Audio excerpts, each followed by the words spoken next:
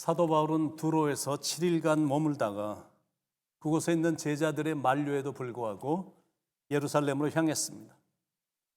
예루살렘으로 떠나기 전 무릎을 꿇고 기도하는 사도 바울의 모습은 사뭇 진지했습니다.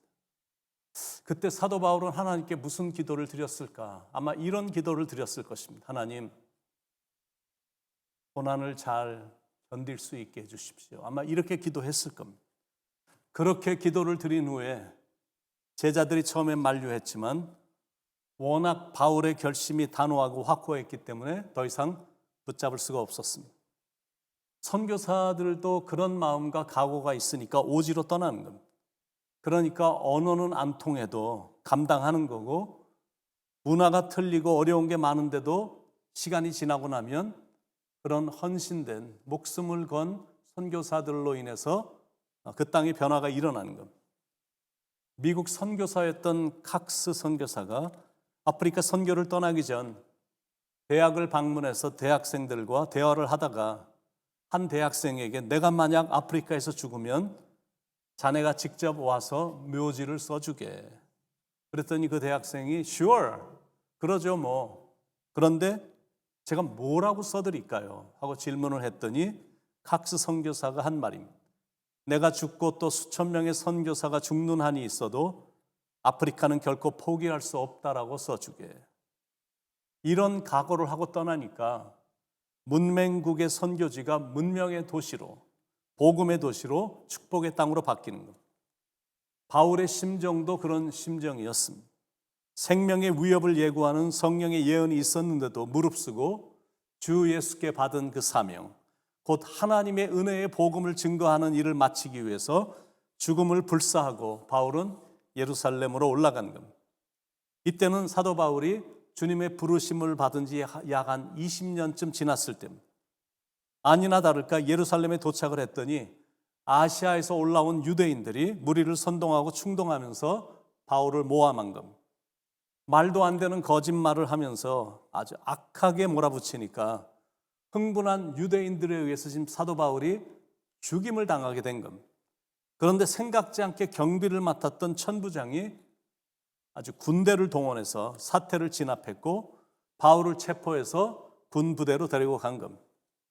그런데 이 일이 바울로 하여금 그렇게 가기를 사모했던 로마로 가는 계기가 된 겁니다. 왜냐하면 로마로 가야 복음이 세계로 전파되기 때문에 그렇습니다. 쇠사슬에 묶인 바울은 그런 환난 속에서도 복음을 위해 변론을 하고 간증을 하는데 그 내용이 바로 사도행전 22장의 내용입니다. 지금 바울이 처해 있는 상황은 죽느냐 사느냐는 절대 위기의 상황이었습니다. 말만 한마디 잘못해도 죽는 겁니다. 그런데 그런 성난 무리들 앞에서 보여준 사도 바울의 담대함과 차분함과 복음에 대한 열정은 정말 감동적입니다. 어떻게 이렇게도 담대할 수가 있을까? 어떻게 이런 일이 가능할까? 그거는 성령님의 인도하심 때문입니다.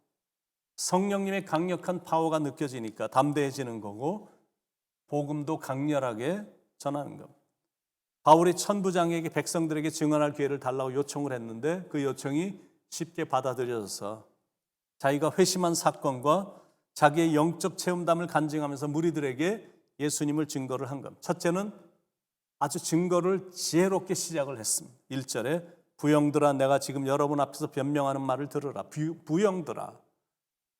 아주 마음에서 우러나오는 표현입니다. 바울은 그들이 자기를 죽이려고 했지만 그들도 예수를 믿어 구원을 받아야 될 자기 형제임을 인식하고 지혜롭게 그런 칭호를 불러준 겁니다. 두 번째는 유대인들의 호응을 얻기 위해 그들의 언어를 사용했습니다. 2절에 그들이 그가 히브리 말로 말함을 듣고 더욱 조용한지라. 자기들이 쓰는 똑같은 언어를 사용을 했더니 무리들이 조용해진 겁니다. 그리고 세 번째는 자기는 유대인의 혈통에서 태어나 유대교 정통 교육을 받았음을 알린 겁니다.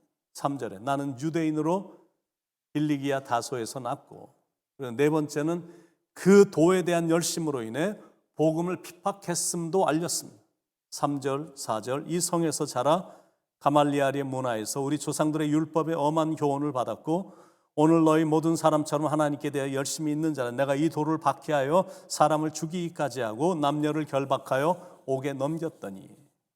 그런데 다섯 번째, 그러면서 자신이 회심하게 된 경로를 지금 상세하게 말해준 5절부터 11절까지가 자기가 회심한 스토리를 아주 상세하게 알려줍니다.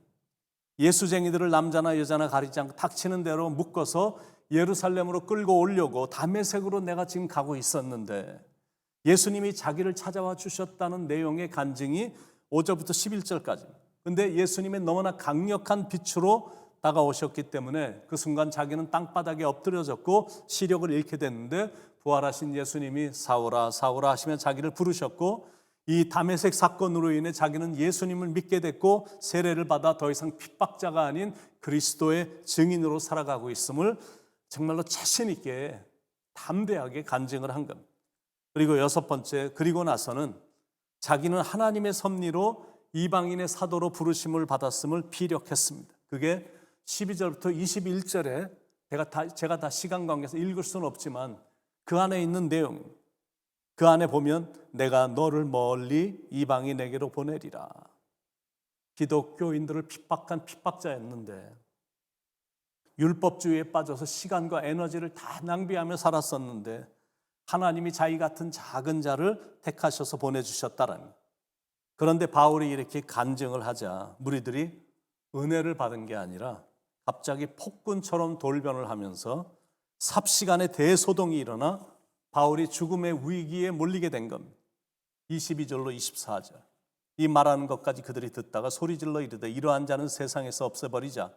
살려둘 자가 아니라 하며 떠들며 옷을 벗어던지고 티끌을 공중에 날리니 천부장이 바울을 영내로 데려가라 명하고 그들이 무슨 일로 그에 대하여 떠드는지 알고자 하여 채찍질하며 신문하라 한대.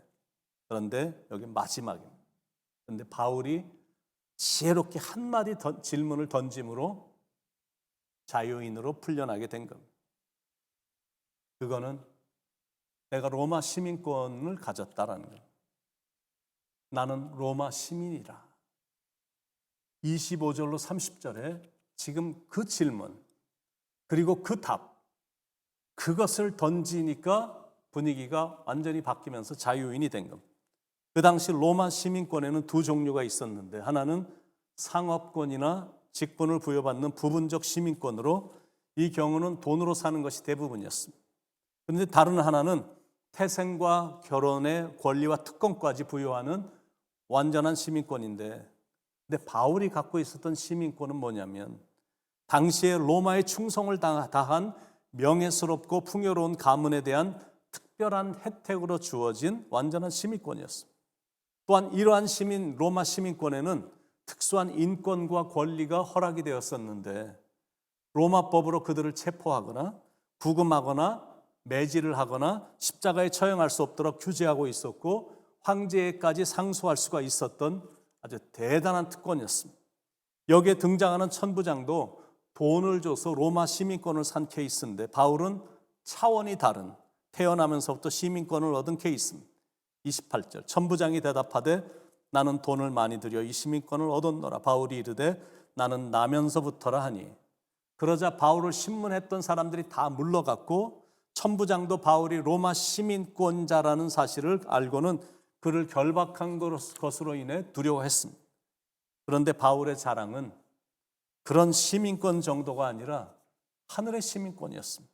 왜냐하면 로마의 시민권은 돈으로 살 수 있는 거지만 하늘의 시민권은 예수를 구세주로 영접한 사람만 얻는 특혜이기 때문에 그렇습니다. 두 번째, 로마 시민권은 보호받는 것에 한계가 있지만 하늘의 시민권자는 어디를 가든 하나님이 보호해 주시기 때문에 그렇습니다. 그리고 로마 시민권은 한때는 대단했지만 지금은 그다지 대단치 않거든요. 로마 시민권, 미국 시민권 이런 것보다 역시 하늘의 시민권만 영원한 것. 바울의 자랑은 바로 그 하늘의 시민권이었습니다. 여러분의 자랑은 무엇입니까? 하늘의 시민권에 대한 자랑이 있으십니까? 뿌듯함이 있으십니까? 여러분의 이름이 하늘 생명책에 기록되어 있다는 것에 대한 자랑이 있으십니까? 바울은 자기가 시민권자라는 걸 내세워서 고비를 벗어나려고 한 게 아니라 자신에게 주어진 신분과 특권을 가지고 복음의 도구로 삼았습니다. 그게 바로 우리에게 주는 교훈입니다. 그런 신분을 이용해서 너무 혜택과 특혜만 받으려고 하지 말고 자기 자신만을 위해 편하게만 남용하지 말고 이 모든 것들을 주님의 은혜로 받아들여 감사하면서 나의 지위, 나의 명예, 나의 물질, 건강, 시간, 신분을 그분을 위해 사용하고 예수님의 증인이 돼서 지옥에서부터 천국으로 사람들을 인도하는 일에 사용을 하는 겁니다. 바울의 관심은 하여튼 오직 복음이었습니다. 복음을 전하지 않으면 내게 화가 있을지로다. 이렇게 선포하며 복음을 전하는데 생명을 걸었어요. 심지어 헬라인이나 야만인이나 지혜 있는 자나 어리석은 자에게 다 내가 빚진 자라고 고백하면서 복음을 위해 자신을 불태웠습니다. 바라기는 여러분도 바울처럼 복음에 대한 거룩한 열정을 가지고 살고 늘 성령이 충만해서 거룩한 열정으로 계속 불타오르길 주님의 이름으로 간절히 축원을 드립니다. 기도하시겠습니다. 사랑의 하나님, 생명 구하는 복음 전하는 바로 그 일을 위해 나의 열정을 불태우게 하시고 한국 시민권자라는 것, 미국 시민권자라는 것, 이 땅에서 눈으로만 보이는 그런 것에 너무 입을 내세워 자랑하는 것이 아니라 나의 자랑은 오직 예수, 예수님을 통해서 얻게 된 하늘 시민권, 예수님을 믿음으로 얻게 된 지옥으로 떨어지지 않고 천국으로 가게 된 이 영광스러운 일에 대해서 자랑하고 나누고 지옥으로 달려가는 영혼들을 거기서 구해주며 천국으로 안내하고 인도하는 그 일에 내 열정을 쏟아붓는 바울의 심정이 바로 내 심정이 될 수 있도록 그렇게 인도해 주시길 간절히 바랍니다. 사도행전을 통해 성령의 능력과 또 이런 깊은 영적인 교훈해 주셔서 주님 참 감사드립니다. 새긴 교훈들 이제 그 말씀을 붙잡고 그 말씀 중심의 삶을 살아가기 위해 부단히 달려갈 수 있도록 성령님 인도하여 주시옵소서. 예수님의 이름으로 간절히 기도드립니다. 아멘.